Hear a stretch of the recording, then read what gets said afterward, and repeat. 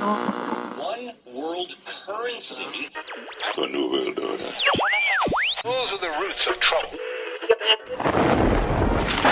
I imagine that right now you're feeling a bit like Alice, tumbling down the rabbit hole. Let me tell you why you're here. You're here because you know something. What you know you can't explain, but you feel it. You felt it your entire life.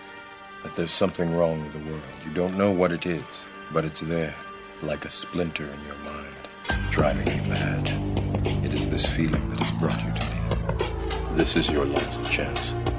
After this, there is no turning around. You take the blue pill, the story ends. You wake up in your bed and believe whatever you want to believe. You take the red pill, you stay in Wonderland, and I show you how deep the rabbit hole goes.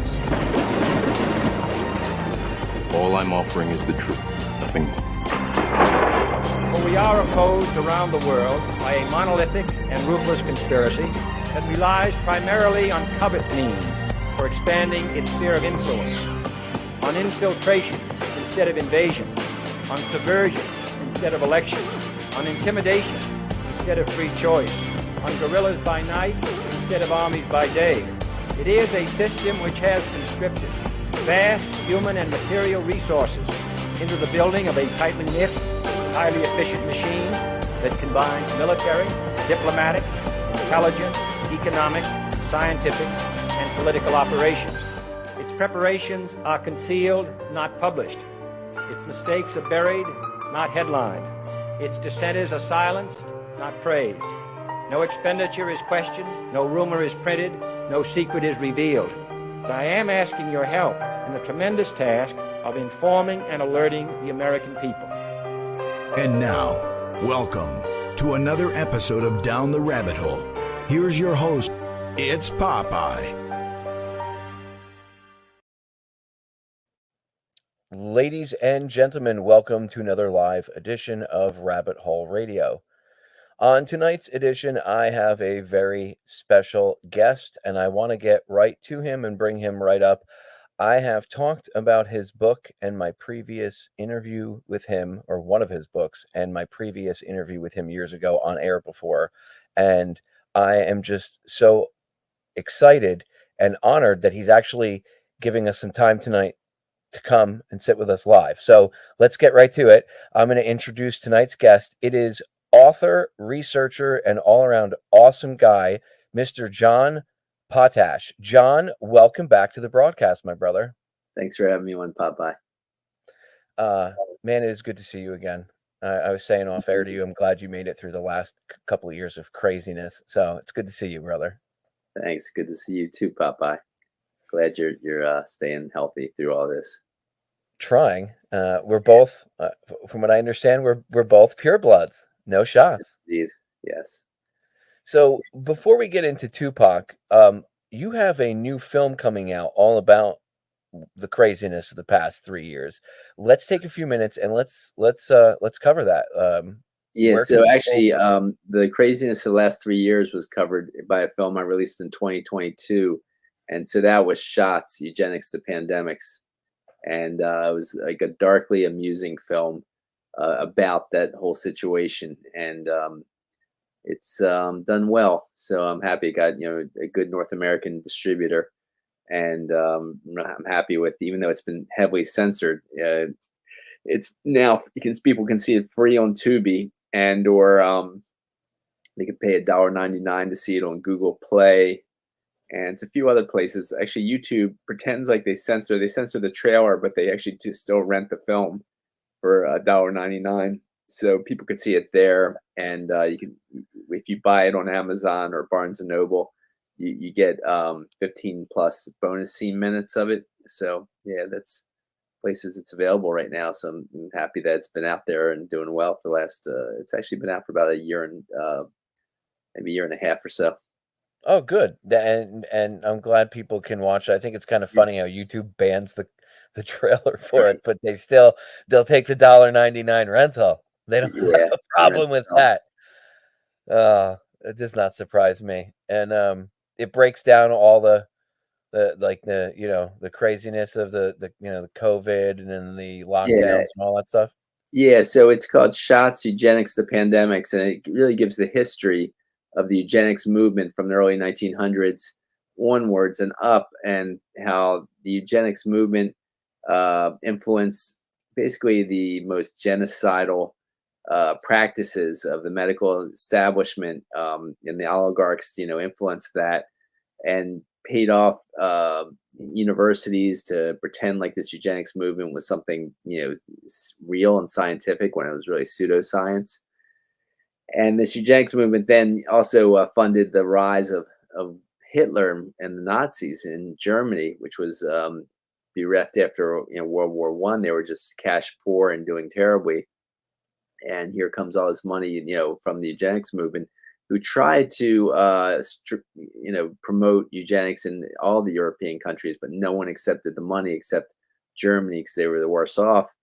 And so from there, of course, Hitler gave eugenics a bad name, and the Nazis, and also they went kind of underground, but they never stopped doing what they were doing. These eugenics folks, the wealthiest families, including the Rockefellers, the J.P. Morgan family, the Carnegies, the Harrimans, etc., and the Bushes and all.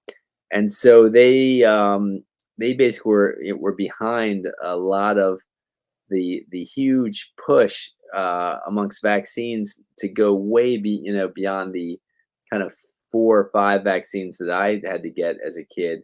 In 1986, they passed legislation. We pushed, actually, Vice President Bush is the one that really pushed legislation to make pharmaceutical companies completely exempt from liability for any of the damage that vaccines could possibly cause, and that created a skyrocketing of the vaccine agenda for kids. So it went from about 4 or 5 vaccines that we had to take to now it's about 74 or 72 to 74 vaccine shots of about 16 vaccines. And so we went from 4 to 5 shots to about 72 to 74 shots of many more vaccines, and it's caused lots of problems. Now they say vaccines have nothing to do with autism, but autism skyrocketed after that. It went from about 10,000, 1 in 10,000 kids were diagnosed with autism to about now it's about 1 in 35. But I just show some of that. I don't really make any kind of clear statement about that. I really get most of the film is about the COVID vaccine and how they had all kinds of simulations of what would happen in 2020. That I just show about 2 or 3 major simulations. But Robert F. Kennedy Jr. in his book, The Real Anthony Fauci, shows how there was actually a simulation every single year for about 20 years before 2020 happened. And nonetheless, so you got that lead up to this, as if they had crystal balls on, like how 2020 was going to play out, and they played it out, and it was, pretty much mass murder, because they say, starvation doubled in the world because of all the shutdowns. It went from about, New York Times headline said it went from something to the effect of 175 million people suffering from starvation to about 350 million people suffering from starvation. It was really incredible what these lockdowns did to the world, and then of course they pushed this deadly vaccine after that, and the vaccine raised all-cause mortality in a huge way. Loads of people were injured. The vaccine adverse event reporting system, VAERS, is the only known government public reporting system. And when I say public, I mean doctors can report to it. Some people say others, individuals can report too, but one doctor said only doctors can, nurses possibly too. All I know is that VAERS showed that these COVID vaccines caused more injuries and deaths than all the other vaccines combined over about the last 30 years. And so, and this is just in the first about year or so, year and a half of the COVID vaccine. So it's really incredible what happened with, and I just show all the details of this in a darkly amusing way, and with music and fake ads and all kinds of stuff like that. Good. And I encourage the viewers to go watch the film. And you also did film versions of the book about Tupac, correct? And the drugs as weapons against us too. Yeah. So I have a film, Drugs as Weapons Against Us, the CIA War on Musicians and Activists, which is a film based on the book I wrote. And then I also made a more rudimentary film. And that film had got, I got a North American distributor for that. But the film I made based on the FBI war on Tupac Shakur and Black leaders is just something I made with the help of a local guy who used to work for public television. And so it's real, just images and narration without a lot else. A little bit of music at the beginning, the end. That's it. But some people, people have liked it. People have bought it and liked it. But somehow I lost my distribution on Amazon for that. So if people want to get it, they got to order it from my website.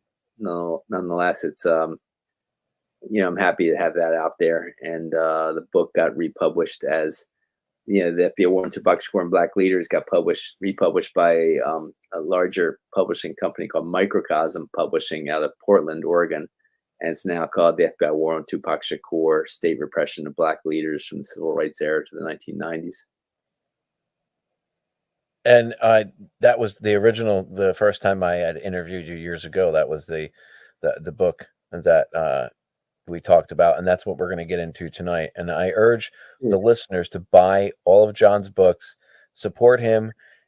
John, you're selling discs, I take it, of the movies too, or where?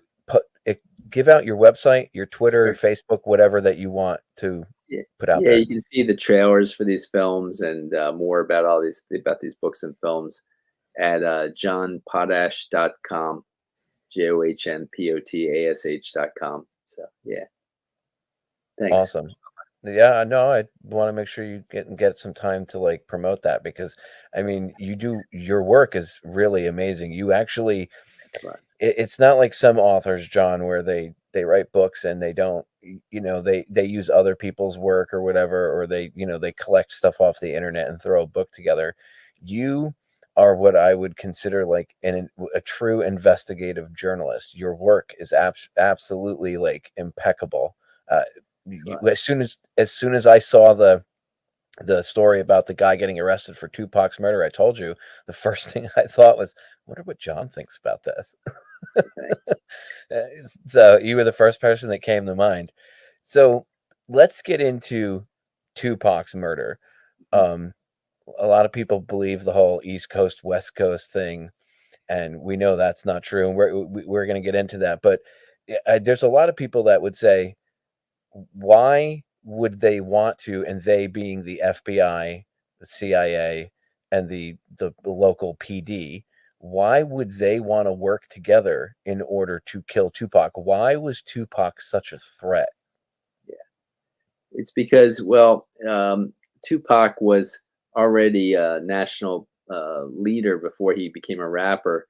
At the age of 17, he was elected the head of the New African Panthers, which was trying to replicate the Black Panthers and active in about 8 to 10 cities around the country.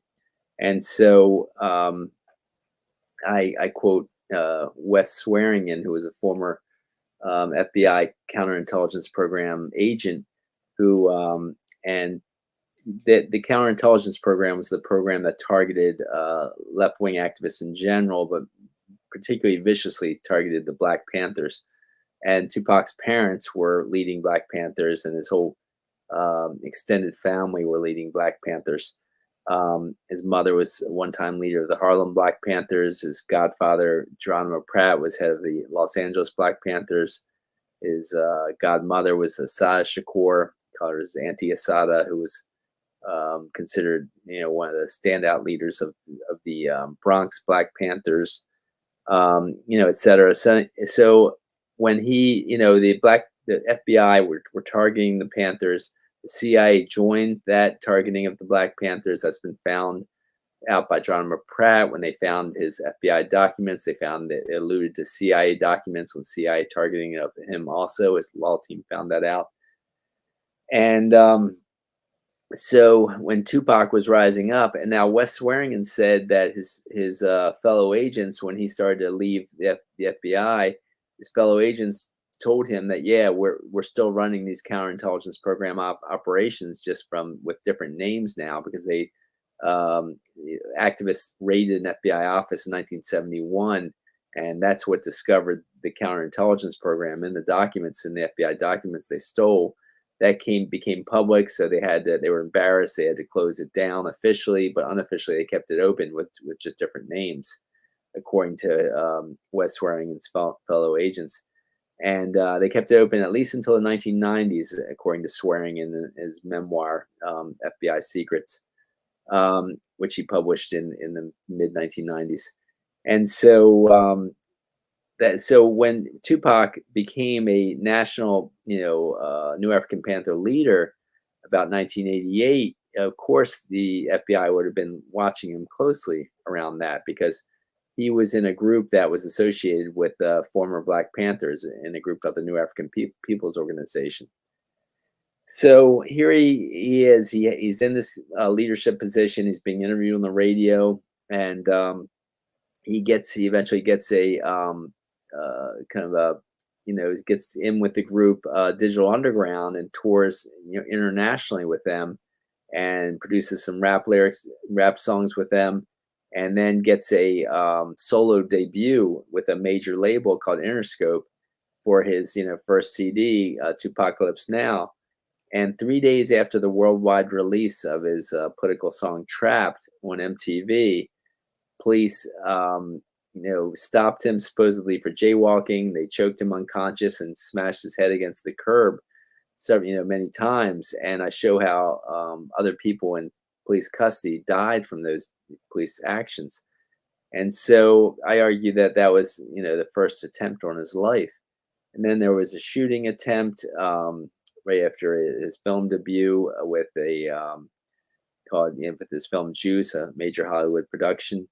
And then there was a shooting of him when he was at this Marin City Festival as the guest of honor at the 50th anniversary Marin City Fest. And the shooting at him was in front of police officers. They did nothing to stop to take the shooters into custody. They only arrested Tupac and his brother, who was guarding him, Mopreme Shakur. And so these are the kinds of actions that happened before an undercover agent entered his life named Haitian Jacques Aignant, who his lawyer got a rap sheet on, and it showed a long list of major charges up and down the East Coast, all dismissed by judges. And he said it's a sure sign of a government agent.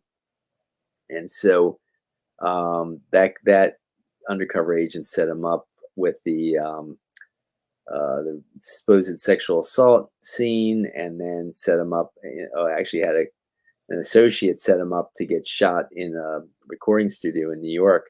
And that was the last shooting of him he almost died, but barely survived, thank God. Bullet barely missed his brain. That went through the back of the skull. His bullet went back through the back of the skull and out the front of the skull, and barely missed his brain. But and so he ends up, then the next shooting, he ends up dying.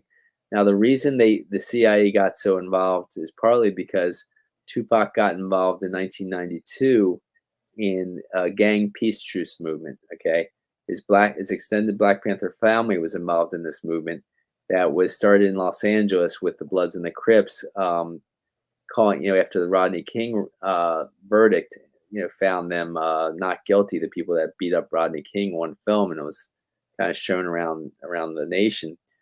Those cops got let off. Riots happened in Los Angeles. And around that time, the Bloods and Crips vowed to stop fighting each other and to fight, racism, and to fight against police brutality. And so Tupac helped his extended Black Panther family get more and more neighborhoods in Los Angeles to call these peace truces. He came up with his Thug Life movement, his Thug Life code, his code of Thug Life, with his imprisoned stepfather, Mutulu Shakur, who he wrote it with, and they got different gang leaders to agree to these codes of Thug Life to do less harm in their community, and sign to it and shake hands and call peace truces. And this spread throughout California and throughout the country. And a lot of these gangs actually stopped dealing drugs and turned on to more legal ways of making money. And that took huge amounts of money out of the CIA traffickers' hands, and huge amounts of money that were being laundered through banks and stock market. And that was a major, major blow to the profits of these drug traffickers and money launderers, because I talk about in my book more extensively, but I also talk about in my film, Drugs as Weapons Against Us, how, because I have a big section on Tupac in there, and I talk about how when the money is put into the stock market, it's that cash inflow is called, I forgot the name of it, but there's a name they have for that, where they can predict that if it increases this much in straight profit with straight cash going in there, in 1 year, the value goes up about 10 to 20 times that, because they predict that for 10 or 20 years, it could be this profitable. And so $1 million can turn into some $20 million. And these, when you have a gang like in New York City, the largest gang at the time was the Latin Kings.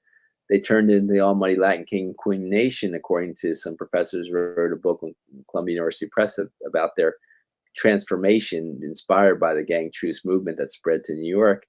They called themselves the almighty Latin King Queen Nation. When they were arrested, when all the leaders, some 50 leaders of this group, were arrested in New York, there was no drugs found on them, not even no guns found on them.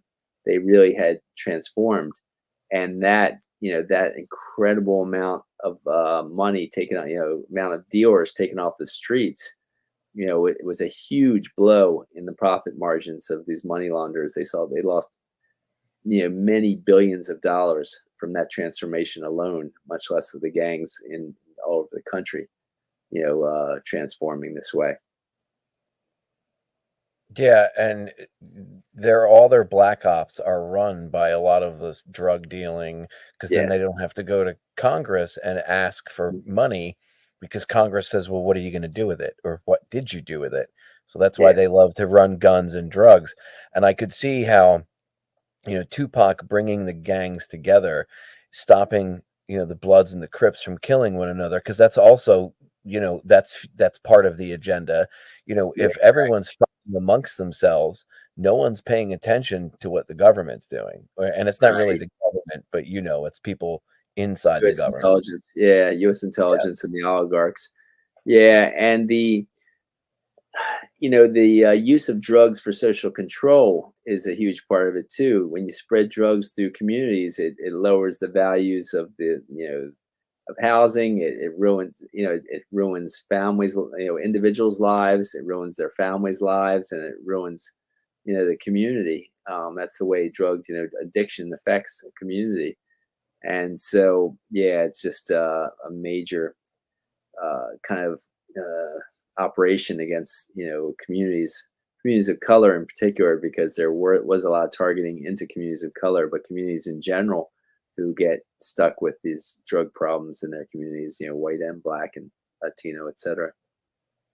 That's where crack came from. The myth that some guy in an alleyway came up with the idea on how to turn cocaine into crack and then just did it in an alleyway.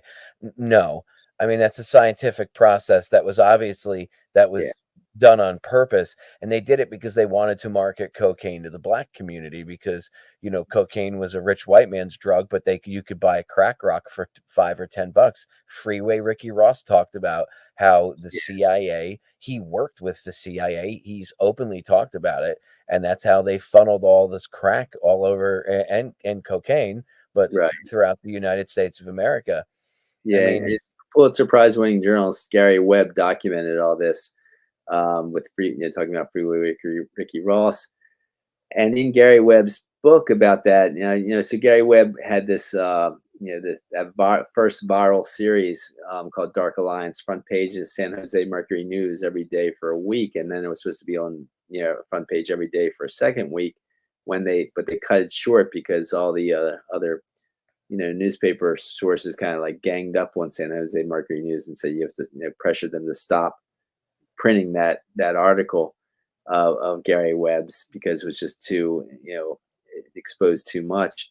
But basically, Gary Webb then turned into a book, Dark Alliance, and in that book, he said that one of Freeway Ricky Ross's two understudies was a guy named Michael Harry O'Harris. And Michael Harry O'Harris was a Los Angeles drug dealer, big-time Los Angeles drug dealer, whose lawyer was David Kenner. And David Kenner helped Michael Harry O'Harris start a record company, Death Row Records. And Dave Kenner made himself the real owner by starting Godfather Entertainment as the umbrella company for Death Row Records. And so then when Michael Harry O'Harris went to jail, and he would later actually win a lawsuit saying that, testifying and winning, a judge would agree with all this. But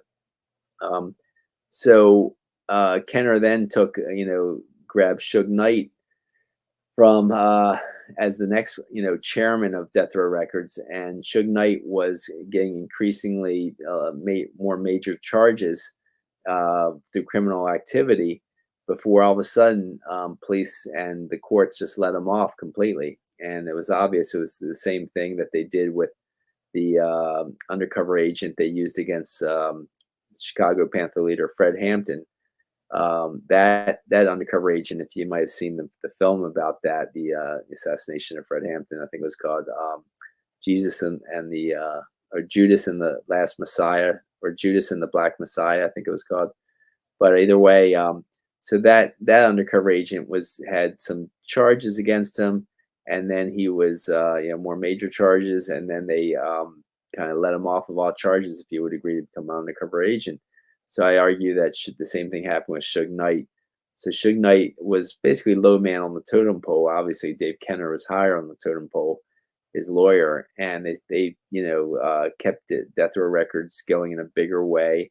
They hired then Suge Knight and Dave Kenner hired a guy named Reggie Wright Jr. as their head of security. Now, Reggie Wright Jr. was a Los Angeles police officer, and he supposedly retired from the police, but I argue that he really just went undercover in his position for the police.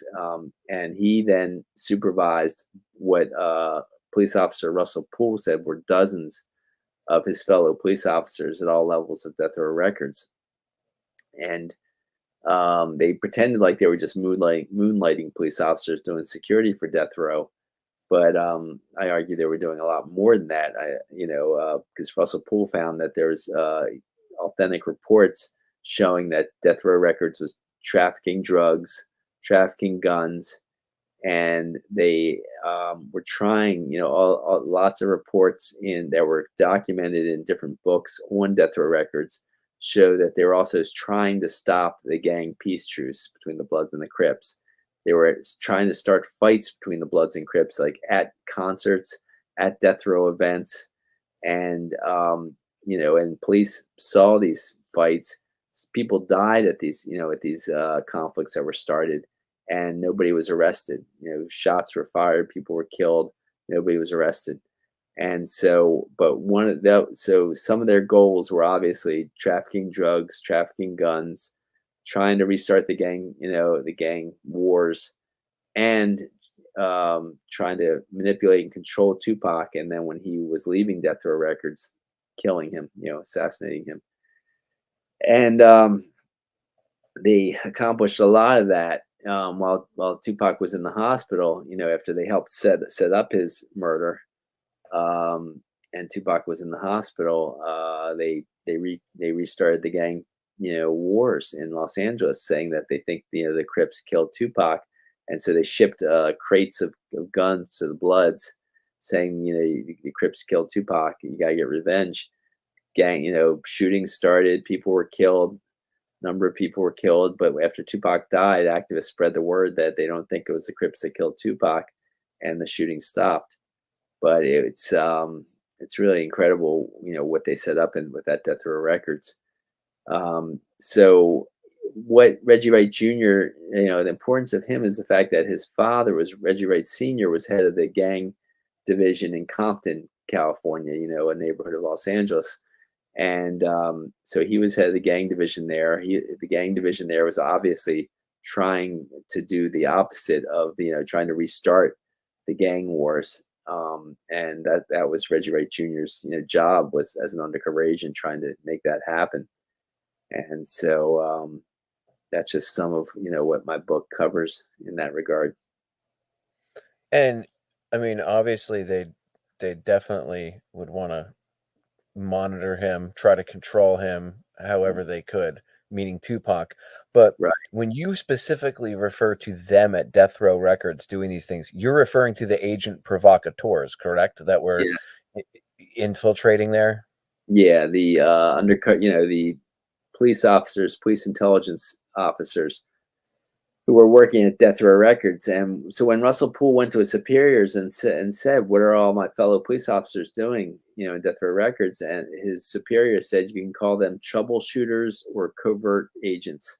That was the direct language used, and that was documented in the book Labyrinth by Randall Sullivan, who interviewed Russell Poole extensively.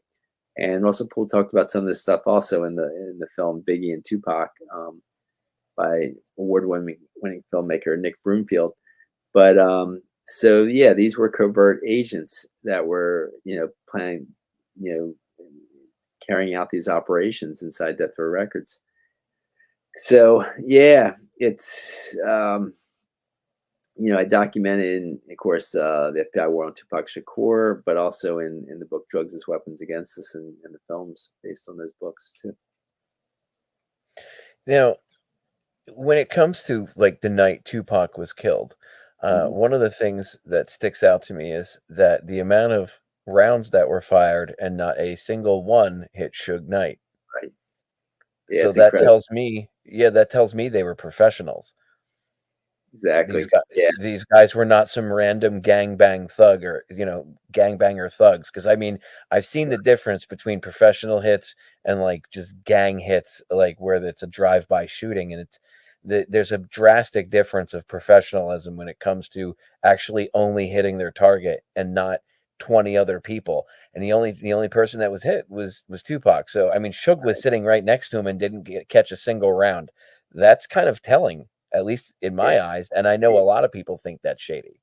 Yeah, Suge Knight was twice the size of Tupac, and so I mean, Suge Knight was low man on the totem pole in terms of U.S. intelligence, but he was still, his job was to help set this up. There's no doubt. I don't know how much he knew about what how it was all going to go down, but he knew enough to, once Tupac was shot 4 times, to then, instead of going to the hospital, which was right near the club he had bought, Club 662, he turned around and went in the other direction, away from the hospital. So he knew what he was doing with all this. He actually drove over an embankment to go the other way. So yeah, it's Russell Poole says the same thing. He says this was not gangbangers who carried this out. These were trained, people who had to have, all kinds of radio communication, everything else to carry this out. This was a, very sophisticated job that was pulled off. And so it also shows Greg Kading's ridiculous story that is in the news today, that this one guy, Orlando Anderson, with his, uncle, Dwayne Keefe D. Davis, that he, Dwayne Keefe D. Davis just, carried out this operation by, with his nephew. It's just a joke. It's a total joke, because obviously, it wasn't just gangbangers. It was trained officers that had to do this. But so Orlando Anderson was bought a ticket for the Mike Tyson fight, but actually, according to different sources, didn't even go into the Mike Tyson fight. He just waited in the MGM lobby for Tupac to come through there. And he was obviously a patsy. I mean, filmmaker Nick Broomfield actually calls him the Lee Harvey Oswald of the Tupac murder, referring to, of course, the JFK assassination. And so he got paid, and paid well, to just sit there, to have the people in the death row entourage convince Tupac, when Tupac had stopped getting drunk and stoned for months, after a court case where a friend of his was in his car with some weed, got caught. Tupac got charged for driving the car, and and didn't want to get caught again because he almost got his probation. I'm sorry, his he had gotten out paroled or out from prison for that sexual abuse charge, and this possession of weed charge almost got him back in prison. And so he was trying to stay away from things. He was also settling down. He got engaged to Kadada Jones, which is Quincy Jones's daughter. He was planning to move into a new apartment with her and get married to her. And so he was really settling down, according to eyewitnesses, and not drinking or smoking weed anymore. But nonetheless, here he is. They'd surround him with tons of alcohol and weed right before the Mike Tyson fight. He drinks and smokes a bit. Mike Tyson fights very fast, and then afterwards he's gets into a scuffle with this guy because they convince him that this guy Orlando Anderson had stolen a chain off the neck of someone in death row, and so they got in a little scuffle and it was broken up quickly by security guards. Orlando Anderson didn't do anything about it, just acted like mellow about it afterwards, according to eyewitnesses. Even though he's caught on film, from the whole thing, and security film, from the MGM lobby. And then, so according to Dwayne Keefe Davis, he says that this was coincidental, and his nephew used that opportunity to take a $1 million offer to his uncle to go and kill, shoot Tupac right after that. And so it's really ridiculous how they supposedly, suddenly just use this opportunity and within 2 hours, track down Tupac and Suge Knight and murder him. And meanwhile, there's many more details that I could give you that show it as totally absurd. But it's just some of it all. Meanwhile, Dwayne Keefe Davis got offered. He was up on a major drug dealing charge that Greg Kading said in his own book. Kading said that Davis would probably get a life in prison sentence, but unless he confessed about the Tupac murder, so they let him off a life in prison to life sentence in prison to say what Kading wanted him to say. And he said, he says, well, I was driving the car and my nephew Orlando Anderson shot Tupac, and we got offered $1 million from P. Diddy, Puff Daddy, Sean P. Diddy Combs, to pull off that operation, that job to kill both Tupac and Suge Knight. But again, Suge Knight's twice the size of Tupac, and they miraculously don't hit Suge Knight directly at all. Just Tupac, four shots on Tupac. Nothing hits Knight, who's right behind Tupac, like in the view in the line of fire. So it was an assassination of Tupac, and that's what was planned. And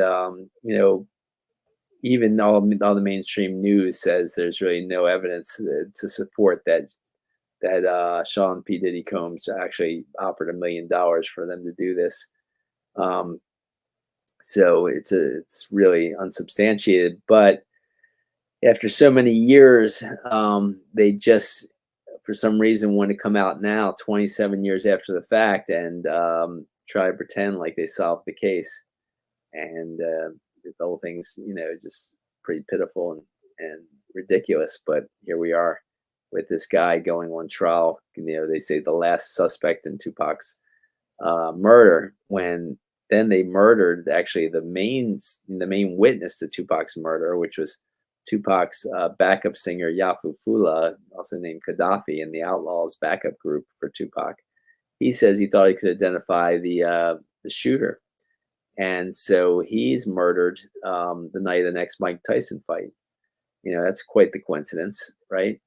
And they're supposed to, Kathy Scott, the award-winning crime reporter for the Las Vegas Sun, says when there's a crime and they want to get witnesses, they just, arrest them. They just put them in prison, say, you got to stay here until you give us, some, something that can help us with this situation, with this crime. And they said that the Tupac, murder was the biggest event, biggest crime event in decades. So they don't detain Yafufula. They don't detain the other witnesses, and they don't, show them a lineup or anything like that. They don't show them pictures of photos of possible, suspects or anything like that. So they say they were trying to get a hold of him and that he wasn't talking. When he said, I think I could identify the shooter, and they didn't detain him. So he's in New Jersey and someone murders him. He's wearing a bulletproof vest and someone still, shoots him in the head. And it's just quite a good shot. Almost sounds professional. It's like a professional. Yes, it's a professional that did it. Now there's, so his mother. So he was also another rising star who was could have been another Tupac. His father was the founding leader of the Black Panthers in the Bronx, New York.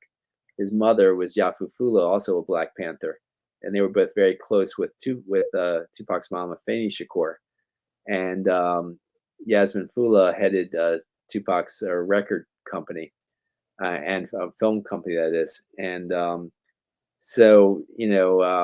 they really wanted to murder Yafufula. Also, they also murdered a bodyguard comrade of Tupac's from the New African Panthers, named Tayahimba, Yakizi Tayahimba, who was the son of Tupac's long lifetime mentor, Watani Tayahimba, who actually acted as Tupac's first or second manager, and was a very important person in Tupac's life.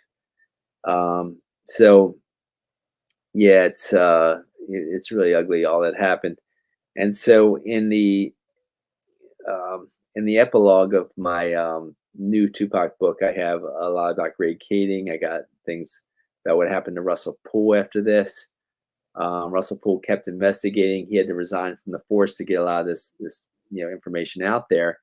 And then he kept investigating. And then when he felt like he had a lot of evidence about who the shooter might have been, he took that to Los Angeles County Sheriff's Department.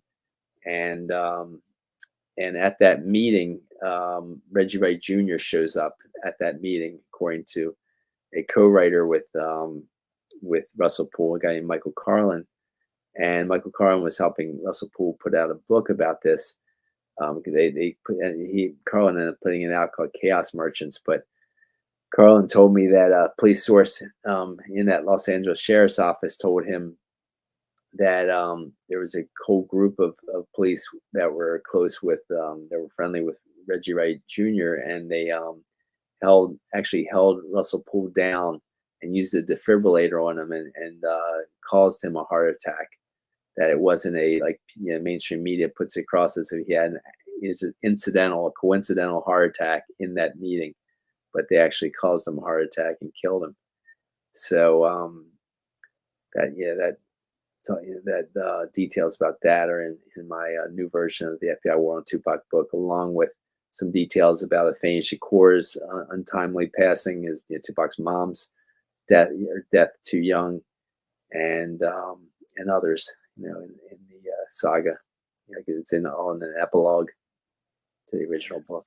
I was going to ask you to bring up what had happened to him when he went to the sheriff's office and spoke to them, because I just found that he conveniently has this meeting about this new evidence he's got about the shooter, and he brings it in, and he just so happens to have a heart attack in the middle of this meeting. I mean, come on. Yeah, I know. It's ridiculous. Yeah, it's crazy. It really is. It's amazing how there's a lot of coincidences, and this is how you can tell that it was a professional job, John, because you look at you brought up the Kennedy assassination with Oswald. That's a good point. There's a lot of coincidences or things that they match up. Now they have the Lee Harvey Oswald of the whole situation. They have the Patsy. They have, the guy that they arrested is the only one. The other guy, that was his nephew, right? Isn't he's dead, right? So nephew got killed 2 years later by another one of the police officers working at Death Row Records. Yeah, best evidence says, according to Russell Poole. Wow, convenient how that works out. So this guy's the only one left, and they they want to wrap this up with a nice little bow on it, so they have an answer, so that nobody is blaming the government for killing Tupac, even though for like, since he was murdered, people are like, the government killed Tupac. I remember it being talked about a long time ago, and then when I saw your book years ago, I was like, finally, somebody's covering this. And reading your book, that's why I said you really are a great investigative journalist, because your book blew my mind with how much information is in it about his murder. Like, I had no, it really, once you read John's book, I promise you, read John's book, you will not look at the murder of Tupac Shakur or even Biggie Smalls the same way, because you'll realize what was being done and what happened. And now, conveniently, out of nowhere, they roll this guy out, and everyone else connected is pretty much dead. Any witnesses are dead, so this guy can just say, yeah, I did it. He doesn't have to go away for life on drug charges. He'll probably go away for maybe 20 years, get out in 10 or 15 on good behavior, and he'll be back out in the street again. That's way better than spending the rest of your life rotting in a jail cell. So of course he's going to take this deal. The question is, why now? Why all of a sudden, so many years later, all of a sudden they're like, hey, yeah, we solved Tupac's murder? And it's like, wait, what? Why now? Yeah, my guess is that there's so much distrust of the government these days. They say that recruiting for the military is down in a big way. Obviously, people majorly mistrust the government around these vaccines because, I think a lot of researchers said that by April of 2021, people had developed a major mistrust of the COVID shots. So I think it was the second round that started coming up around April of 2021. Is when vaccine use, the taking of the COVID vaccine went down to much lower percentage of the population. After about 75% of the population took the first version of the COVID vaccine. The booster shot went down majorly, and after that, now the current version they're pushing on us is at about anywhere from 3 to 7% of the population. I can't remember. Different. I heard on TV 3% of the population's taken it so far, but that was maybe a few weeks ago. I think the latest number might be 7% of the nation took the new COVID vaccine. But so there's obviously much bigger mistrust of the government, and I think things like this, these show trials of this guy, are just to build more trust in the government in some way. And they only brought him up on one charge, this guy. And, obviously they say he drove the car where, his now dead nephew, shot Tupac. But the whole story is a joke. Obviously they purposely missed Suge Knight, even though the contract was $1 million to kill Suge Knight and Tupac. And it wasn't, it's of course a made up contract, but that's the story. That's the absurd story. So, and wasn't the nephew in like a sling due to his injury from earlier in the scuffle? Didn't he go to the hospital and he had his arm in a sling? Well, that's actually Dwayne Keefe D. Davis's story that he said in an interview is, they hurt him so bad at that scuffle that he had to go to the emergency room after the scuffle. And they had to, his right arm was hurt so bad, they had to put him in a sling. And yet then he somehow is, a marksman with shooting and killing Tupac after that. It's so laughable. But, I've got a new film coming that's going to cover some of this stuff. So anyway, it's just it's a lot of absurd stories. Do you think they're going to just push this through and railroad it right through, get it all squared away? No trial, no nothing, boom. And they've had some kind of court proceedings. So, it's been held off. There's some kind of delay. I don't know what's going on right now with it, but yeah, they're going to put it through. They put them up on one charge. Usually they have a lot, a number of charges against people to hope that one sticks, or to just make a bigger case of something. I mean, this was, one of the most high profile murders in decades, and they just put him up on one charge. So whatever, it's just a it's a show trial that they might get a they'll probably get a conviction on. He admitted to it. The confession he supposedly gave was back in 2009, and here it is, 2023. And for Greg Kading, and so the whole thing is ridiculous. And he even came out with a book talking about the whole thing a few years ago, and still it takes them this long, till 2023 to say, okay, well, now we think we have enough evidence and we're gonna take him to trial. So I doubt if he once now that he's in the system, I'd be surprised if they even let him live, because now they've got him confessing to it. They've got evidence to show that he did it. They've got him incarcerated. They don't really even need to convict him of it. They could just have him killed in prison now. And they could be like, yeah, it was probably done because somebody was upset that he him and his nephew shot Tupac and killed Tupac. And then boom, done. It's all cleaned up. All the loose ends are swept under the rug and no more problems. That's certainly possible. Yeah, who knows? I would not be surprised if it happens, to be honest with you. There's something else I wanted to ask you, because you brought up P. Diddy, and this made me think. So did you notice suddenly, and I'm not saying that P. Diddy's not a dirtbag, or I don't know, right? I am not defending him or anything, but you brought up, and I know that like they used against Tupac, they got him on like a sexual assault charge, and it wasn't even sexual assault, but that's what, it was called. But he didn't sexually assault a woman, and that's how they got him. All of a sudden, P. Diddy has all these women coming out saying, accusing him of sexual assault.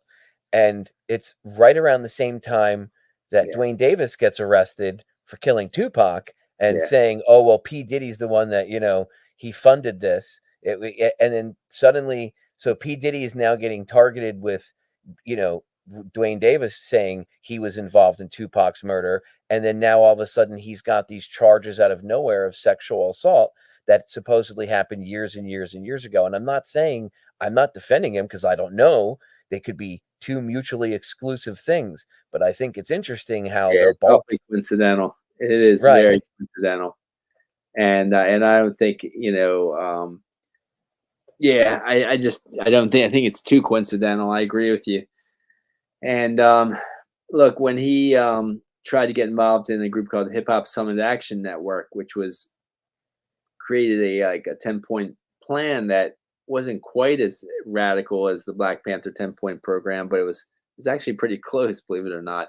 It was a radical group headed by that was had consultants in some top Black professors, like a Democratic Socialist professor from Columbia University, Manning Marable, was a consultant for the group.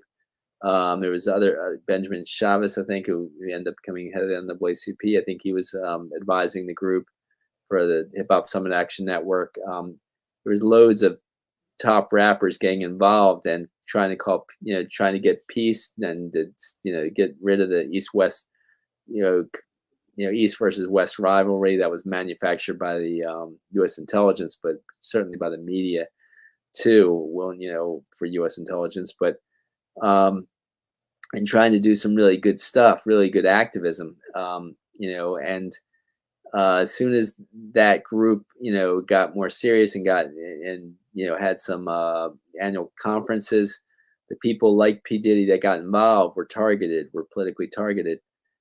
He was brought up on a gun possession charge, P. Diddy, when some government informant shot at him. And so when I was in New York City at that time, I heard the ABC News say that they've spent more money on a gun to try to get a conviction on a gun possession charge in the P. Diddy case and then any other gun possession charge in the history of New York. So this is the kind of stuff they were doing, and most of the people that were involved in the Hip Hop Summit Action Network, some of the biggest rap stars, some of the biggest rap producers, were all targeted. And I document that in the first version of my book, but I have part of that too in the second version of my book.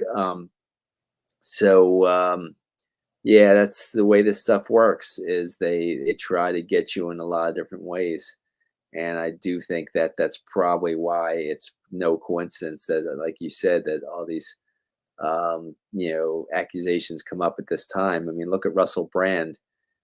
He does some serious activist work as a podcaster. He gets about 5 or 6 million viewers of his podcast, listeners to his podcast.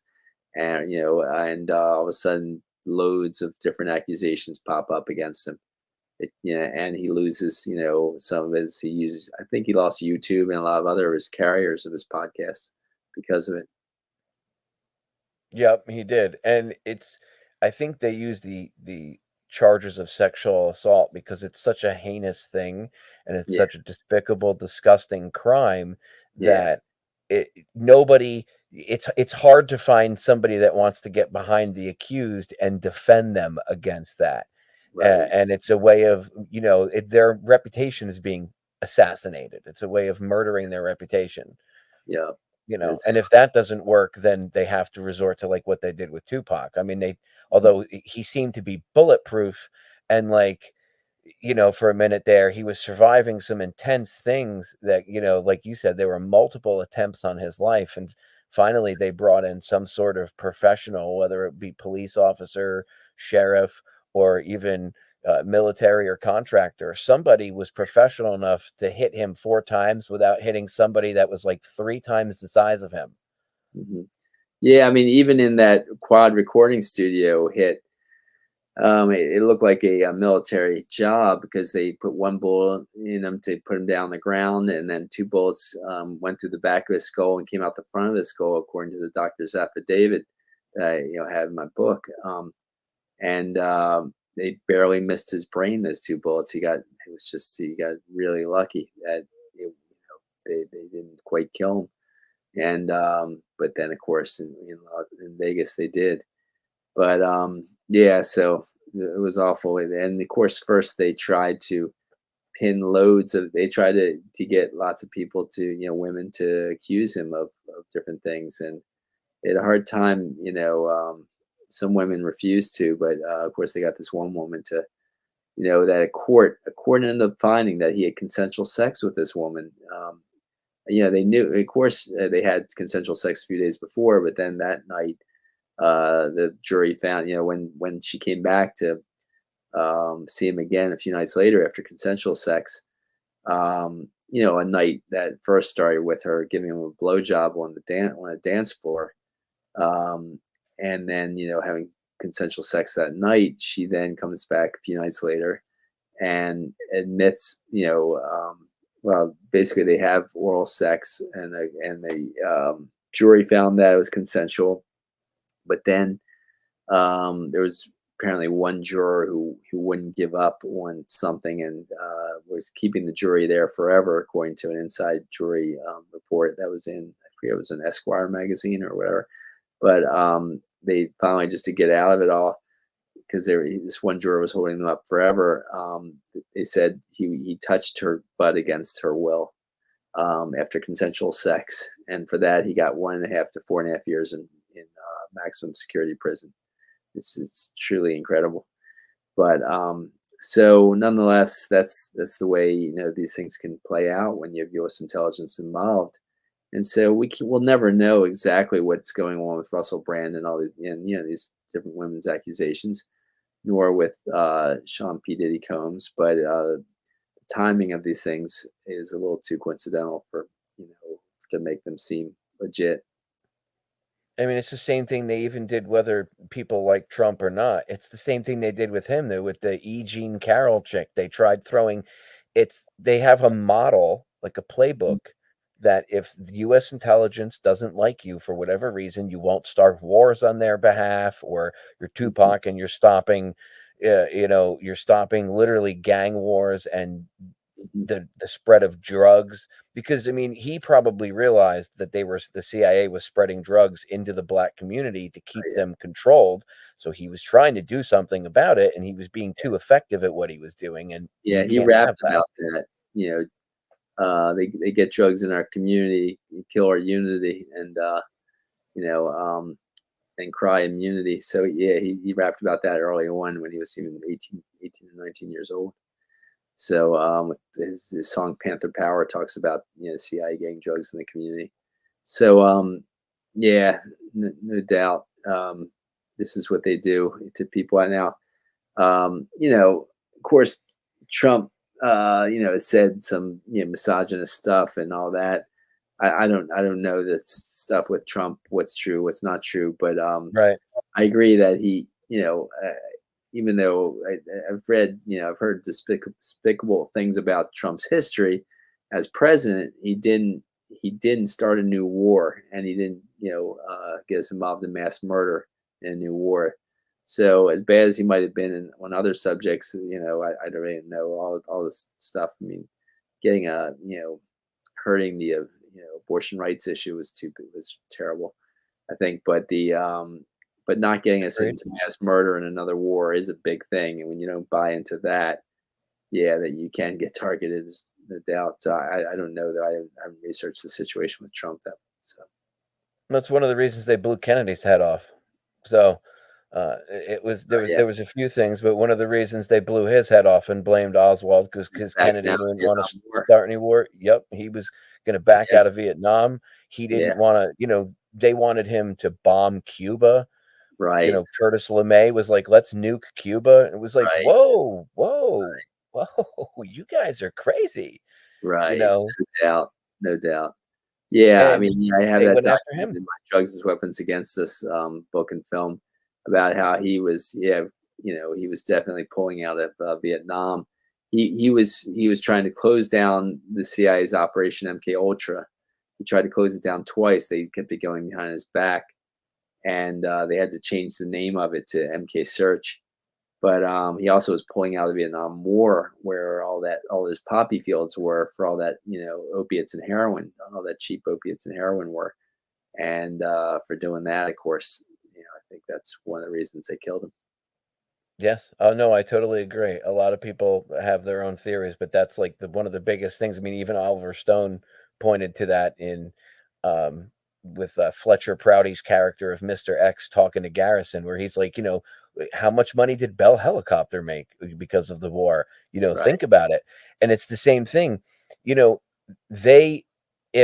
And all Trump's bad stuff aside, the only reason why they went after him is because he wouldn't start new wars. If he had started new wars, they would have overlooked all that stuff. They wouldn't have cared.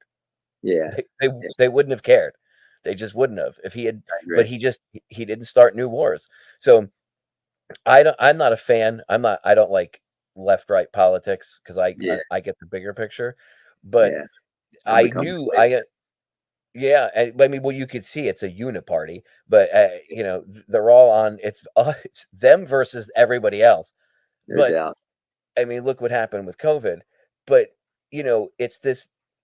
The reason I had brought him up was because it's even with him as such a character as big as a former president, they still use this same playbook where they go after, they try to assassinate the character first, and then if it doesn't work, it leads up to something else. In this case, he's too high profile, I think, really, for something to happen to, at least at this point. So I think that's why they're going after him with all of the, anything for, financial, or all these different states are going after him. They're throwing everything they can at him.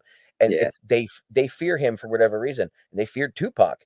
I mean, it's incredible how much they feared Tupac as somebody who could create culture and use culture to get truth and transparency through to different communities. I mean, it wasn't just, I know a lot of black kids listened to him, but I mean, I remember when Tupac came out, I was a teenager, and I remember everybody I knew. It didn't matter what race you were, because this whole thing about racism that's going on now, didn't you remember? We're around the same age, John. Like our generation, it was different. 58. Yeah, it was much different world, man. Like people stopped. That wasn't a thing. And growing up, I remember being, listening to Tupac. I remember listening to Biggie. I remember listening to, and everybody I knew listened to Tupac.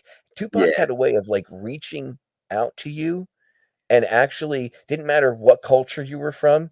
You could listen to his music and find something in it that like you connected with. And that's why he was dangerous, John. Yeah, I've got friends from a friend from the Caucasus Mountains, a white guy who loved Tupac. He said he helped him survive through the Serbian, the war on Serbia and Yugoslavia and that whole area, where the Bosnia conflict was. And so it's just white and black worldwide, young whites and blacks worldwide who listen to Tupac were inspired by him. And it really is incredible how his reach to young people around the world and how much he inspired people. No doubt about it. He did. He definitely inspired people. And, I know that they feared him because of that. And he got into hip hop, right? He got into that whole gangster rap scene because he was trying to use that as a cover to be able to speak truth to the audience that he was trying to reach, correct? Right. He was trying to pretend to be this gangster in order to appeal to gangs and politicize them. And really he was an intellectual prodigy. He rewrote Shakespeare in modern language and, produced the plays and starred in them. He was just, a brilliant young man. Before he was out of his teen years, he'd read, hundreds of PhD level books, according to Professor Michael Eric Dyson, who saw the library he had that Layla Steinberg had saved, in her house when he was living. He was temporarily living with her and still attending her poetry readings for years and stuff like that. So she was his first manager, actually, this woman, Layla Steinberg. But he was, really what he was a brilliant intellectual guy. And it's too bad that people didn't get to know that real Tupac because of that thug life plan and pretend to be a gangster in order to appeal to gangs and politicize them, because he was really a brilliant young man who according to many would have been like another Martin Luther King or Malcolm X type of person, no doubt. Yeah, if he were alive today, I wonder, it would just be interesting to see what he had to say about everything that's going on, for sure. And he was super intelligent. He was not he was made to look like an unintelligent thug. Like the media would portray him to be just this thug character, and he was anything but that. He was a super, super intelligent, very deep individual. I think the one time I ever saw him act in a movie was that movie, I think it was called Poetic Justice or something like that. He did with Janet Jackson. Sure. And you could actually see in his acting with her and just in those scenes that there actually was more of a level of depth to Tupac than I think many people gave him credit for. Yeah, I agree. That and Gridlocked also. Yeah, I felt that way. But he had, he was on a mission to save young black males. That's what he told Layla Steinberg. That's what he told, others. So, it is, I think a reverend in this neighborhood said, "What do you want to be when you grow up?" When he was 13 years old, and he said, "A revolutionary," because that's what he knew from his Black Panther extended family. That's what he vowed to be. Just not revolutionary in the sense of overthrowing the government, but just changing, society for the better. And I think for all of us, not just, even the Black community, because I think he had really great aspirations. His best friend at the Baltimore College School for the Arts was a white kid who was from a wealthy family and just totally different, blonde-haired, blue-eyed white kid who they just connected on the artistic level and just became close friends. And so he was just that way. He was just really really felt connected to all communities of the oppressed, and not so. And he just connected on a personal level with all different types of people in general. Yes, no, he did. I mean, like his music, even just his music or the things he was saying, and he wasn't this like, he wasn't a misogynistic, a-hole as a lot of people would have him, made out to be either. I mean, he made a song called "Dear Mama." I mean, if anyone's ever listened to that song, or some of his other songs, like there's messages there. He was actually speaking to the youth, like the black youth, and saying, "What are you doing?" Like, and it was being done in such an effective way that he could, knowing what they want, the powers that shouldn't be, want to do with everybody and keep us all separated and keep us hating each other. They can't have him doing that, because imagine where we'd be today, John, as a society, if Tupac had lived. Can you imagine? Yeah, he was. I think he had such incredible potential as a unifier, and just to expose all the crap, all the militarism, and all this stuff. Yeah, it's really something what he could have been. But like they really do want to get rid of anyone like him. I mean, he was really before his time, but I think they also want to get rid of beautiful voices that were speaking for peace, especially musicians who could really touch people's hearts and minds. And that's why I also covered John Lennon and what I thought was U.S. intelligence's murder of him and Jimi Hendrix, and of course, believe it or not, Kurt Cobain, because Cobain was probably the most, after Tupac's, before Tupac's death, Cobain died, of course, in 1994, and he at that time was probably the most influential guy in the world, just kind of beloved by many at the time of his death. And he was also someone who was anti-war and anti-racism and anti-homophobia and anti-misogyny and stuff. And he was kind of an activist on the side, not quite like Tupac by any, nothing like Tupac, but still an activist on the side. And he had said actually in a book that came out before his death that he thought he should have put all kinds of anarchistic essays about how to make your own bomb and and things like that on the cover of Nevermind. But he thought maybe they should become more popular first, and then people would listen to them more. And so that came out in Michael Azrad's book about Nirvana that came out in 1993 before Cobain died. And I really think that they used Kurt Cobain more. They manipulated him more to promote heroin. And then when he threatened to promote sobriety and promote more, activism, they had to deal him in, at the age of 27. And so, he fell in line with the murder of Jimi Hendrix at 27, when Jimi Hendrix had turned into an anti-war activist before his death and had supported the Black Panthers before his death. And Janis Joplin, who was, I argue was given a hot shot before her death, because she was about to do two major stadium concerts against the Vietnam War to raise money for anti-war efforts. And that was actually unusual at that time. There wasn't anything like that happening until, those big concerts that this guy, Peter Yarrow, was organizing with, and Janis Joplin was one of the biggest names at those concerts. So, they really wanted to do her in. And actually, I'm writing an article on this now for Covert Action magazine, but before they did her in, the guy had told other girlfriend, other people that he was an undercover FBI agent when he got engaged to get married to Janis Joplin, got her hooked on speed, and then she found out that he had a wife and family somewhere else, and broke off the engagement, but she was already hooked on speed.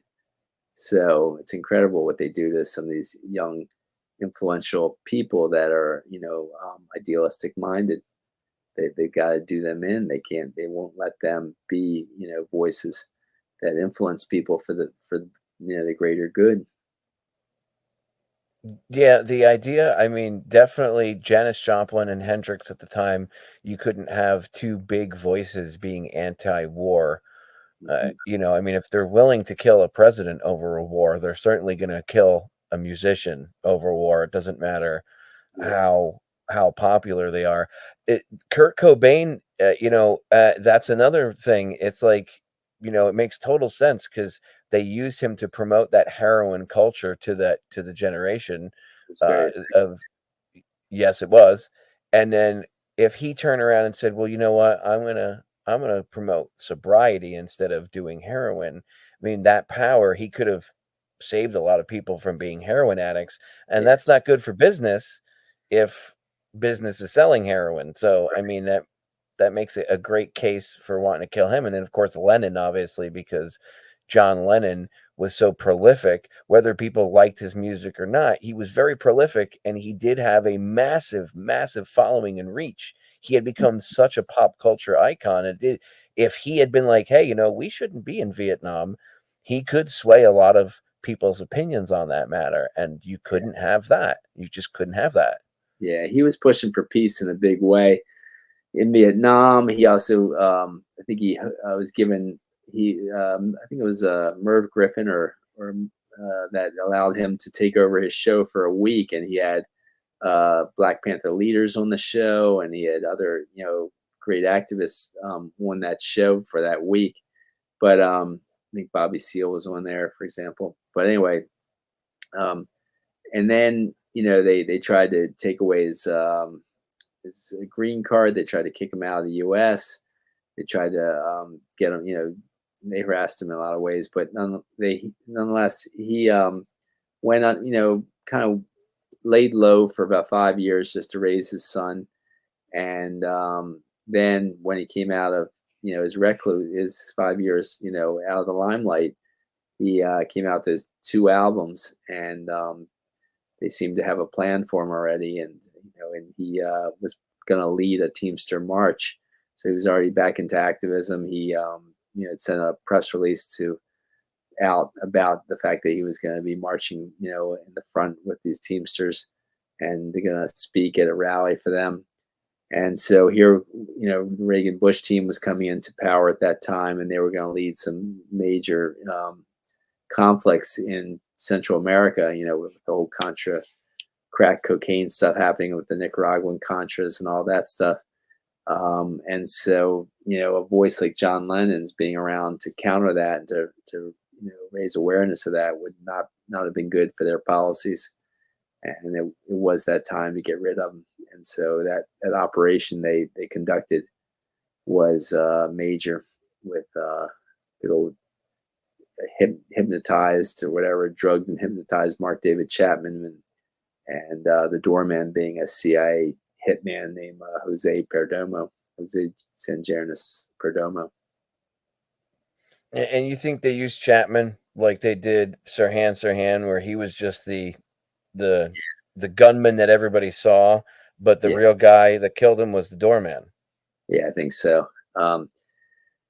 Chapman probably fired some bullets. They gave him, a hollow point. A police officer gave him hollow point bullets to shoot, and had trained Chapman in becoming a good shooter. But they couldn't be sure about, if the drugs and hypnosis would work so well. So they had to have the backup shooter, which was that Jose Perdomo, who was a member of the Cuban exile community that was part of, was a hitman for the CIA, they say, and all. And so, yeah, I definitely, whichever bullets did it, the combination of those 2 shooters' bullets, company did the job, sadly enough, tragically enough. And apparently when the police first came to the scene, they actually first thought that Jose Perdomo was the murderer. But higher ups obviously must have intervened and said, no, it's the patsy here, Mark David Chapman. So that's the way it's put, the details of it, that the way it reportedly went down. Yeah, and it was, it's easy to blame somebody like Chapman. The same way it's easy to blame somebody like Sirhan, especially if they've been mind controlled and then they don't have recollection of certain things. It makes them look crazy, makes them look like maybe they blacked out or went into some type of fugue state. So then they lock them up, and the other guy walks away free. That's how they got Bobby Kennedy too. Sirhan was, shooting from the front, yet Kennedy was shot from behind his ear. Right. And the only person that was, the closest person behind him was Thane Eugene Caesar, who just happened to be a security guard in the basement. Kennedy's. who hated the Kennedys. His security group was started by a former CIA agent, just a few months before the event. And the coroner said the shots came from within, inch and back of the ear. I got that in my film. Got the coroner describing that in my film, Drugs as Weapons Against the CIA War Musicians and Activists. And so and so they did some of the same techniques to Mark David Chapman in terms of putting him in a mental hospital to do what they need to do with him, to use hypnosis and drugs. He'd already had drugs in his history, but I'm sure they used other drugs too to enhance the hypnosis. And they sent him into war scenes in Lebanon to expose him to shootings, to make it more familiar to him. And with Sirhan, I've got in my film Drugs as Weapons that this hypnotist, I think his name's William Bryant. He actually had bragged to two prostitutes he used regularly that he had hypnotized Sirhan to have Robert Kennedy killed. And he says that with enough drugs and hypnosis, you can get someone to do anything you'd like, anything you want. I have him on film saying that. So it's ugly. And so that's why I actually think our only hope in the next presidential election, even though it's, you can't count on anything because it seems like things are so controlled, but I still am going to do some activist work to try to get Robert F. Kennedy Jr. in the presidential office, or at least get him, in the limelight, to get him on stage in debates or something, hopefully get him, some, get people listening to him a little bit, because he is exposing some incredible stuff at his speeches and interviews, when all these things about his uncle and his dad and the way they were killed by the CIA, and just exposing the war industry and everything else. He's really saying some amazing things in public. I'm glad he's still alive. I hope he stays alive for many more years, because he's done some incredible work. His book, The Real Anthony Fauci, is amazing. Of course, I thought I studied a lot just for my film, to produce my film. But of course, his book, The Real Anthony Fauci, is documented to the teeth. My books have probably 1,000 endnotes each, and his book has even more. And he's just a brilliant guy. He's done brilliant work around these issues that he writes about. Yeah, I see him dropping truth bombs and knowledge at his events, and I'm like, I'm like, wow, it's about time that somebody from the Kennedy family said something, because all the time, whenever researchers, I know when I bring stuff up, or whenever you see people mainstream, they talk about researchers, they're always like, oh, these conspiracy theorists, they're going to upset the Kennedy family. And it's like, no, here's Bobby's kid. And he's saying, no, my dad and my uncle were both murdered by the CIA. And it's like, whoa, mic drop. Boop. Yeah. It's really fantastic that what he's doing. He's really amazing. I just hope, I hope he lives through all this and gets more done. There was just some weird attempt. It seemed like there was almost like an attempt on his life recently. Yeah, the guy came with guns on him to an event, and I think he pretended to be a guard of some sort. Yeah, it's just stuff happening that hopefully they're people are going to be able to keep him safe in some way, but they're not giving him selective service security like they're supposed to with all presidential candidates, and it's ugly what they're doing. But I mean, trust the Secret Service around them, so who knows what's the best way to do things. He's probably safer without them as his security. Yeah. I agree. He's probably better off hiring private security, vetting them, hiring it, maybe make a third party, however you do it, but don't do anybody that's affiliated with the CIA. I know. And or the Secret Service, because if you have either when the Kennedys have the Secret Service protection around them is when they're most vulnerable, it seems. I'm just going by historical events here, but If my last name was Kennedy, I'd be like, no, you keep your Secret Service protection. Thanks. I know. Yeah, I agree with you. Yeah. They haven't been helpful. So right. And I mean, when you research it, how deep the rabbit hole goes there. I mean, you don't get away with killing a sitting president unless the vice president, the head of the Secret Service, and the head of the FBI are all in on it. Yeah, no doubt about it. Unless you're just oddball, and then you can be the patsy and you can shoot magic bullets and stuff that defy, gravity and defy physics and everything else. They just zigzag like this. I'm surprised the U.S. military hasn't developed that bullet in 50 years. Right. I'm surprised they wouldn't want that for Vietnam. Just kind of weird how that works. Shoot two people with one bullet. Yeah. Yeah, it'd be. Well, I guess no. Maybe they wouldn't want that, John, because it'd be more efficient, and then they'd sell less bullets, so they wouldn't want that. Maybe that's why. When it comes to the music industry as a whole, do you see, like, knowing what you know about how they manipulated Tupac and everything else, and what he was trying to do? Do you see anybody nowadays even like emulating that same thing, like him or Cobain or Hendrix or Janis Joplin, or do you think that they've got that pretty much on lockdown now? Yeah, it's hard to know. I thought that, of course, Rage Against the Machine was a great activist group, and they tried to get their concerts canceled, saying for fear of risk of a riot. But luckily, I ran into Zach De La Rocca in the New York Poets Cafe, and I was just handing out like things for my Covert Action Quarterly article, the first one I had in there about Tupac, and Zach said, "Oh, I love that magazine," and I told him about what I was writing for it, and so we talked, and he told me about that, how they tried to cancel all his concerts, but he said that they successfully sued and got their concerts reinstated, but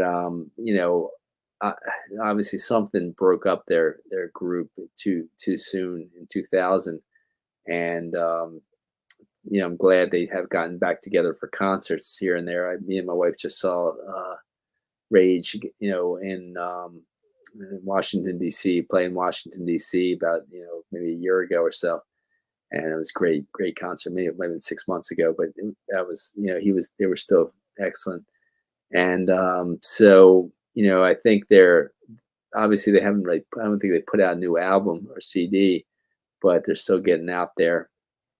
And besides Rage Against the Machine, I think Nipsey Hussle, that rapper, was trying to do something good when he was trying to talk about he was trying to do a documentary about this doctor who was finding all kinds of great herbal remedies to go outside and of the main medical system, and it sounded really interesting to me to kind of show the pharmaceutical companies as a big farce and so corrupt. And so, sorry, my dog just kind of busted in here. But anyway, it's okay.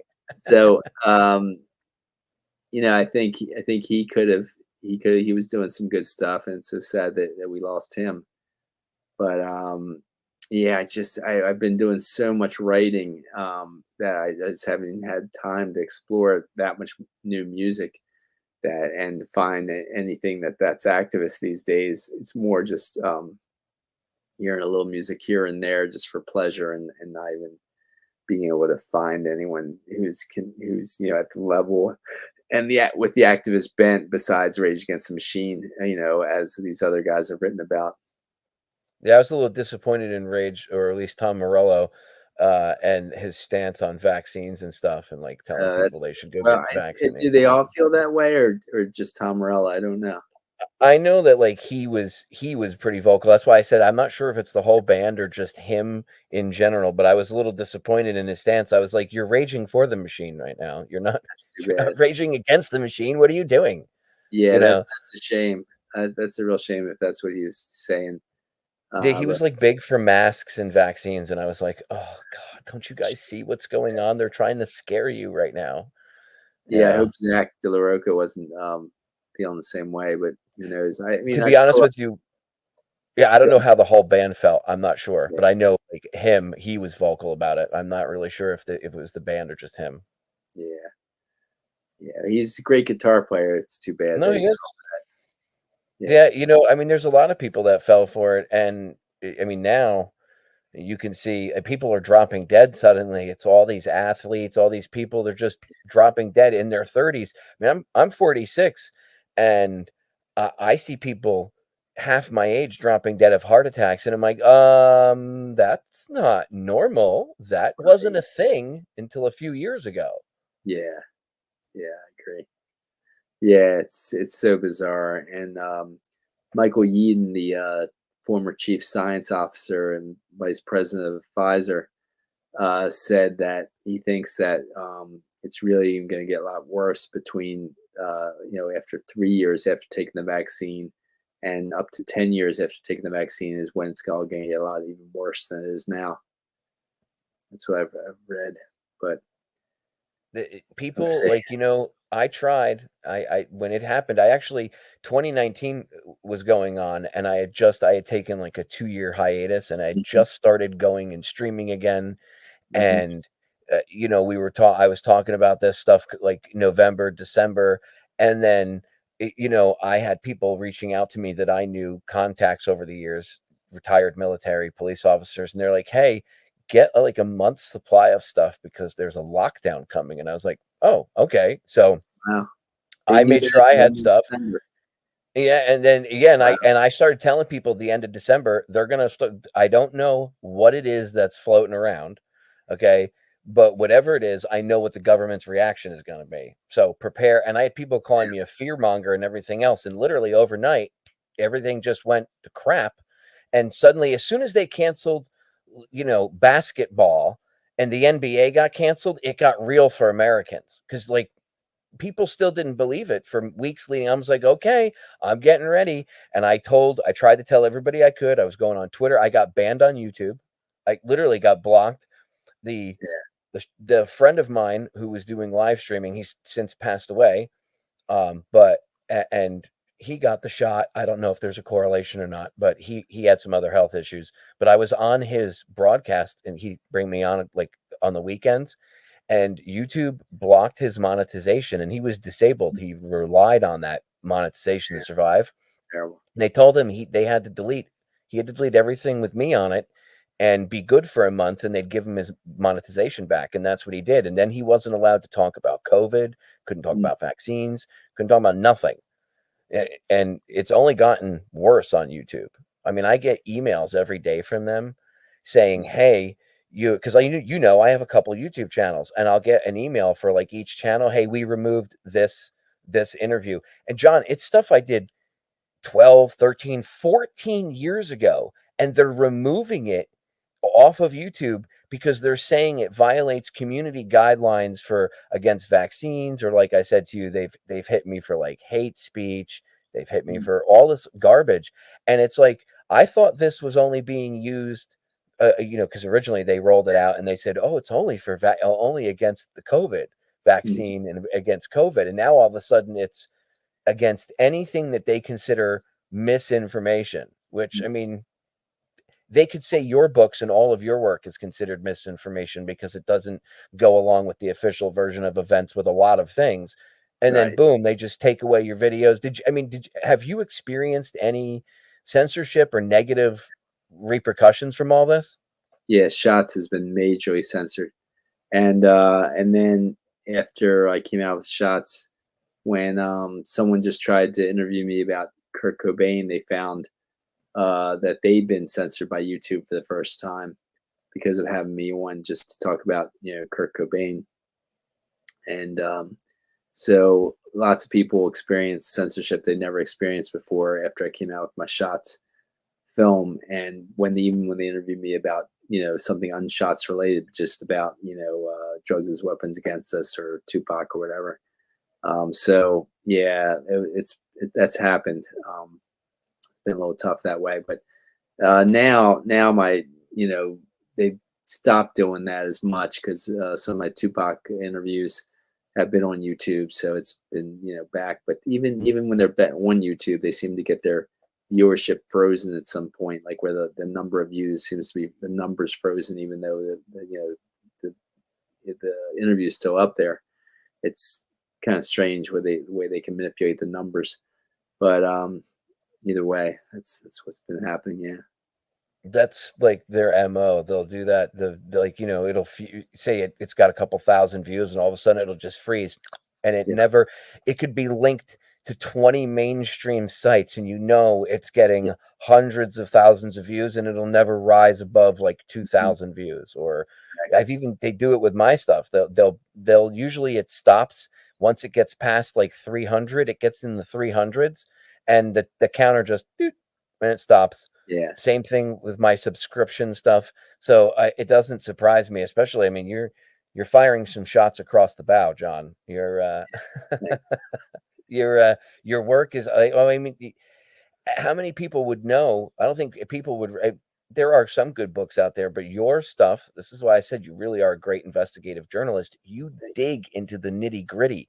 You get all this information, and the first time I read your book about Tupac, I was blown away. I remember I had contacted you, reached out to you, you sent me a copy of the book, and my brain melted immediately when I read it. I was like, holy, how did I not know any of this? With all the research I've done, how did I not know this? So I implore people to get your books, buy the movies, support you in every way possible, because your work is bar none. Like, it is top of the line. And I don't promote people, I don't promote people, John, unless they're good. So I appreciate your work. I really do. And I know that I only got a few minutes left with you here, because time is running out. So there's a few quick questions I wanted to, because I know we got sidetracked a little, but I just want to get back to the music industry. And you'd brought up Cobain. That was one of the questions.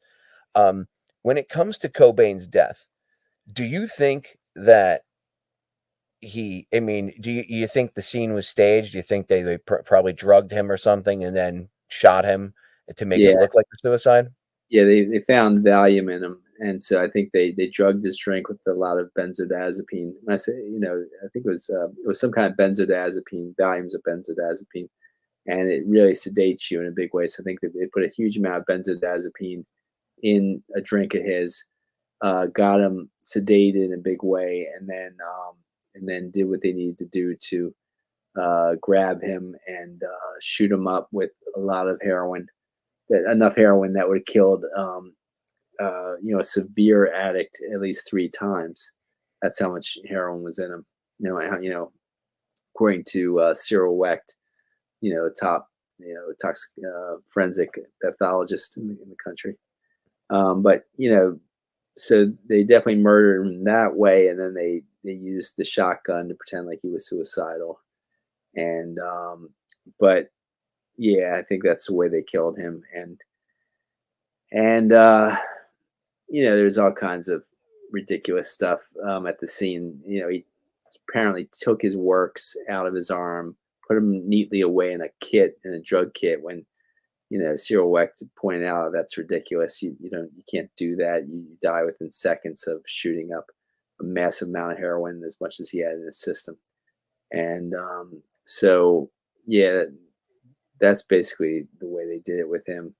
But it was Courtney Love clearly, aiding in that situation. But it was professionals that set it up. They had their way of setting it up, making it look one way, then having police say immediately, calling it a suicide the same day, which is a joke. Suicide note was absurd. It didn't even, it had 2 different forms of handwriting in the suicide note, but it wasn't even his handwriting. They think, so many different aspects of it that were absurd. And for them to call it a suicide the same day is ridiculous, because you got to get fingerprints back from on the gun, and they said they found much time later they said there was no fingerprints on the gun. they didn't process the photographs. They didn't even develop the photographs of the crime scene, which could have shown a lot of evidence according to experts. So there's just so much to it that showed so much cover up. And here was a former, police detective, sheriff's officer, this guy who was investigating as a private investigator at the scene, and Tom Grant, and he tried to give all his evidence, which was a massive amount of evidence, to Los Angeles, police department, to the Seattle Police Department, to different police departments, because he used to work in California, and before he investigated in Seattle, and no one looks at it. No one looks at his stuff. So the evidence is overwhelming. That was a high level cover up, and certainly most likely high level setup. And Courtney Love was either dissociative or working for U.S. intelligence knowingly, but I think she was probably more dissociative and wasn't even sure what exactly she was doing with everything, because she was abused from an early age, from anywhere from 2 to 4 years old. She started seeing a therapist, which is an absurd age to see a therapist. And she said they were giving her all kinds of psychohypnotic drugs while they were having sex with her, according to a letter she wrote to her biological father, Hank Harrison. And so, other sources, verify some of this stuff. And yeah, this is the way it went down. And so I do think he was just someone they were using to promote heroin until he threatened to promote sobriety and activism. And then they had to do him in. And he said he was sober for a year before his death. When they checked his blood out in Rome, when they said he, went to a coma in Rome, he went to a coma because of her Rohypnol, her roofies. They're illegal in England. She had been in England, and they can use. You're allowed to get a prescription for them for sleep. She got that. She then put him in a drink of his when she went to bring. He wanted to see his daughter, even though he wanted to divorce her. He was, trying to divorce her at the time. He wanted to see his daughter, and so Courtney brought his daughter to him when he was touring in Rome, and that's when he went. He had an overdose of the Rohypnol, went to a coma. And then they found no other, substances in his system, no heroin, not even weed, or anything like that in the system. So obviously he couldn't have been in a heroin act at that time. He had to be off of heroin, because everyone knows you got to use heroin every day, and it stays in your system about 3 to 5 days. So, the people that he was touring with says he wouldn't even smoke weed with them. He wasn't touching anything. He wasn't drinking or anything during that tour. So that's the way that was happening at that time. It sounds like they used Courtney like a. If you've ever read, do you know who Kathy O'Brien is? Sure. Okay. Have you ever read Transformation of America, her book? I just read excerpts. I didn't read the whole thing. No. But you probably know enough. You know what the Freedom Train is. You know that they use handlers and stuff. I wonder if she was raised from the time because you said she was abused from a little kid, and the things they were doing to her sound strikingly similar to what happened to Kathy O'Brien and Bryce Taylor. She wrote a book called Thanks for the Memories. These things sound similar. So, and then you look at, like Britney Spears, Christina Aguilera, all of these young child stars. Look at, Britney's meltdown. That was the wall breaking down between her personalities. Right. That everything coming tumbling down. Having researched MK Ultra and mind control and all this stuff for years and years and years, you brought up, Courtney, and I was like, oh my God, like Courtney Love. As soon as you said that what she went through as a child, I was like, well, I didn't know that, but it sounds like they were grooming her to be what she became, this like music starlet. And then she was probably used to a certain degree, maybe as a handler or somebody to, control Cobain to a degree, because they probably, they wanted him on drugs. I'm sure she was not the most positive influence on him. And like you said, if she was, you said you thought she was dissociative. To me, that would make me believe that, like, yeah, she was mind controlled to a certain extent, and maybe she. I mean, as soon as you said this, it was like, bing, the light bulb just went off in my head as you said it. Yeah, I mean, she was prostituting herself. Her dad says when she was starting about at least 15 years old. It was about 15 years old when she was, working. I mean, in authorized biographies, she said she was working in the white slave trade for mafia in Asia.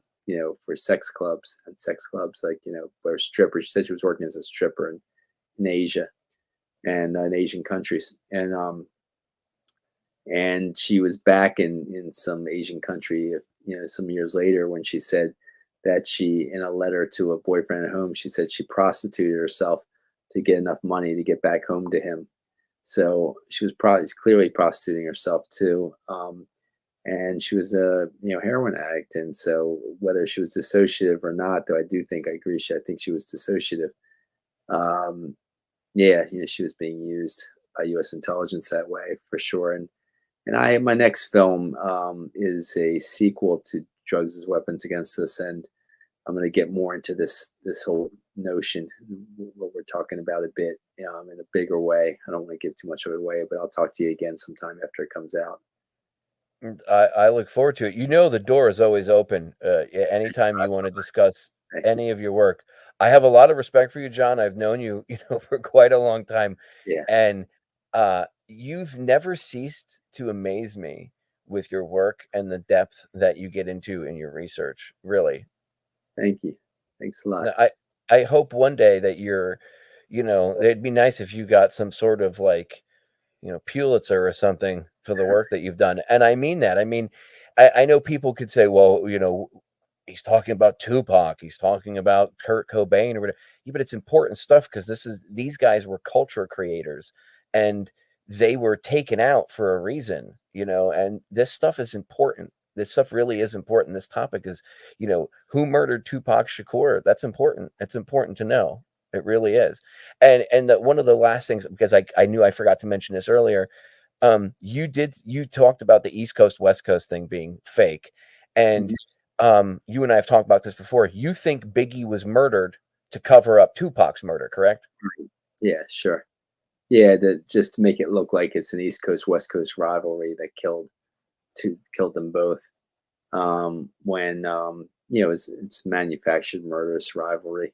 U.S. intelligence had created these kinds of conflicts between the Black Panther leaders on the East Coast, Tupac's mother, Afeni Shakur, in Harlem, and Huey Newton in California, the founder of the National Black Panther Party in California. So they did this, and they used the same tactics with Tupac and Biggie, and then they brought in the element of, it was a gang related murder, because they said, they pretended like this Crip is the one, that, because Dwayne Keefe D. Davis was a member of the Crips apparently, and so that's who killed him. So they keep bringing up different reasons. He died differently than U.S. intelligence killing him, but we know that the biggest factors all lead back to U.S. intelligence. Yeah, all roads lead to Rome, as it were. Yeah. And it's when I've talked to people about this in the past, after I interviewed you years ago, I had friends that were Tupac and Biggie fans, and they still believe that there's, because there's good documentaries out there, but there's also stuff where people are saying, they push this official version of events, and they try to downplay. Even recently, I know that I think it was his mentor or somebody that was connected to him. They interviewed him, and he tried to say that no, Tupac was getting caught up in, like, the thug life world, and that's what eventually led to his demise, trying to undermine that argument that no, that was all cover. And originally they said that it was a cover, and he was using that to get in, and now they've kind of gone back on that. You're probably talking about Dear Mama. Yeah, Dear Mama was a good docuseries that betrayed him in the end, in the sense that, so Jamal Joseph was Tupac's, like, Uncle Jamal, who was a former Black Panther, who was part of the Panther 21. And in my next film, I'll have Jamal Joseph saying directly he thinks that an FBI counterintelligence type program is what killed Tupac. I think Jamal was brought in as a co-producer of this series with a member of the Hughes, one of the Hughes brothers was the real director of this series, and Hughes brothers guy just changed the end to make it sound different than it should have sounded, and that's a shame. But Jamal Joseph was stuck being one of the co-producers and wanted to see it succeed anyway. I believe because of it does have good stuff on the Panthers and on Tupac's life before his murder, but that's what he was stuck with at the end of the creation of this whole thing. And that was like a main. Yeah. That was mainstream, right? That was like more of a mainstream. It was. So that was probably the compromise that was made, that if you wanted to reach anyone, you can't. You have to have it end this way. You can't have it end with, U.S. intelligence likely murdered Tupac. Right, and I mean that happens, and it's unfortunate, but I mean that happens. Sometimes the creator, in order to get the overall larger work out, might have to tweak one thing here or there. In the mainstream, but that makes sense as to why there's such a disparity. But then they use that, then the mainstream uses that disparity to say, "See, no, this is the way it really is." Yeah, and it's all controlled. It really is, and it's unfortunate. But with your work, John, people are getting much smarter and wiser to the fact. And even if they weren't sure that Tupac was murdered or Biggie was murdered by the Central Intelligence Agency, after the work you've done, I think their mind will be changed. Do me a favor and plug all of your stuff one more time, your website and anything else you want to plug, Twitter, Facebook, whatever. Yeah, so my website is johnpotash.com, or you can put in drugsasweapons.com or FBIwarOnTupac.com, but just to remember best, it's probably johnpotash.com. We'll bring it up, and so that's where you can find the FBI War on Tupac Shakur, State Repression of Black Leaders, book and film, along with Drugs as Weapons Against Us, the CIA War on Musicians and Activists, book and film, and my other film called Shots, Eugenics to Pandemics. So thanks again for having me on, Popeye. It was good talking with you once again, and I'll stay in touch and do the same, okay?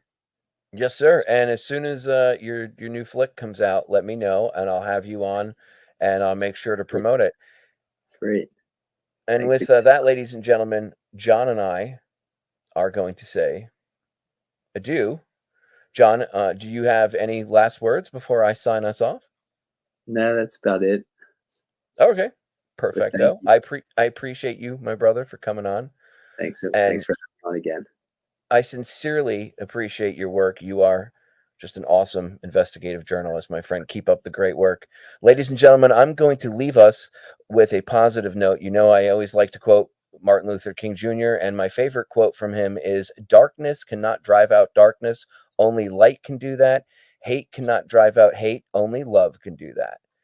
I love you all. I know John does. And I will see you all again live next week. We are out of here.